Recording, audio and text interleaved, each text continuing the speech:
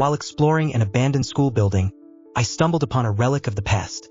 A 1949 Kodak 35 gear coupled RF. The camera was in terrible shape, coated with years of dust, rust and grime, its lens cloudy, but the leatherette was surprisingly intact. Despite its condition, I saw a glimmer of hope in this classic piece of photographic history. The Kodak 35 gear coupled RF, produced from 1947 to 1951, is known for its solid build and rangefinder focusing system. It features a 51mm f3.5 Kodak Anaston lens and a simple yet reliable shutter mechanism. This camera was among Kodak's first to feature a built-in rangefinder, making it a significant piece of equipment in its time.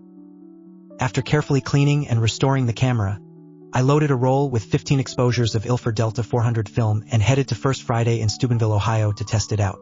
The bustling event filled with vibrant street performances, art displays, and lively crowds provided the perfect backdrop for my experiment. As I framed each shot, the tactile feel of the camera brought a sense of nostalgia.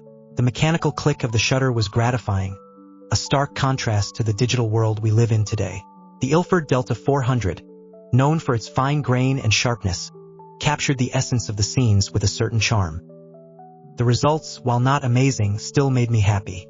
The images had a raw, authentic quality, with rich contrasts and a depth that spoke of both the camera's storied past and the vibrant present of Steubenville's First Friday.